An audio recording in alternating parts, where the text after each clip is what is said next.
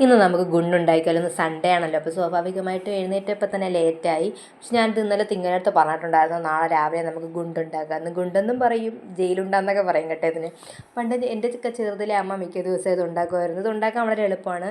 ഞാനിത് നിങ്ങൾക്ക് സത്യം പറഞ്ഞാൽ മാവൊക്കെ നനയ്ക്കുന്ന കാണിച്ചു തരണമെന്ന് വിചാരിച്ചു, പക്ഷേ എൻ്റെ മാവ് നനപ്പായതുകൊണ്ട് തന്നെ ലൂസായിപ്പോയി. അതുകൊണ്ട് ഞാൻ പിന്നെ അത് കാണിച്ചില്ല. ഗോതമ്പ് മാവ് നനച്ച് അതിൽ നമ്മൾ ശകല ലൂസാക്കി നനച്ചിട്ട് നമ്മളതിൽ തുറു വെച്ചാൽ മതി. ശർക്കരയും തേങ്ങയൊക്കെ നിങ്ങൾക്കൊക്കെ അറിയായിരിക്കും. ഇത് വേവാനായിട്ട് കുറച്ച് താമസമുണ്ട് കേട്ടോ. അതുകൊണ്ട് തന്നെ രാവിലെ ഞാൻ ചായയും ഒരു റസ്ക്കും കൂട്ടിയൊക്കെ ഫുഡ് കഴിച്ചിട്ടുണ്ടായിരുന്നു. രാവിലത്തെ വിശപ്പ് മാറ്റിയിട്ടുണ്ടായിരുന്നു. ഇത് എനിക്കും തിങ്കളിന് വേണ്ടി മാത്രമേ ഞാൻ ഉണ്ടാക്കിയിട്ടുള്ളൂ. ചേട്ടൻ രാവിലെ തന്നെ പഴങ്കഞ്ഞി കുടിച്ചു. പിന്നെ അമ്മയൊക്കെ അവർക്ക് പുട്ടുണ്ടാക്കിയും കഴിച്ചിട്ടുണ്ടായിരുന്നു. ഇതൊന്നും ഞാൻ തിങ്കളോട് ഇന്നലെ പറഞ്ഞു പോയല്ലോ എന്നുള്ളതിൽ ഇവിടെ രാവിലെ തന്നെ എൻ്റെ അടുത്ത് പറഞ്ഞു, അമ്മ ഇന്ന് ഗുണ്ടല്ലേ ഉണ്ടാക്കാമെന്ന് പറഞ്ഞിരുന്നു.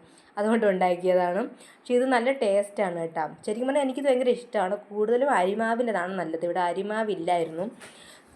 ചൂട് കാരണം എൻ്റെ നാക്ക് ഒരേ പൊള്ളിപ്പോയി കഴിച്ചത്. എനിക്ക് ആക്രാന്തം അല്പം കൂടുതലായിരുന്നു. പക്ഷേ നല്ല ടേസ്റ്റാണ് കേട്ടോ. എല്ലാവരും ഒന്ന് ട്രൈ ചെയ്ത് നോക്കുക.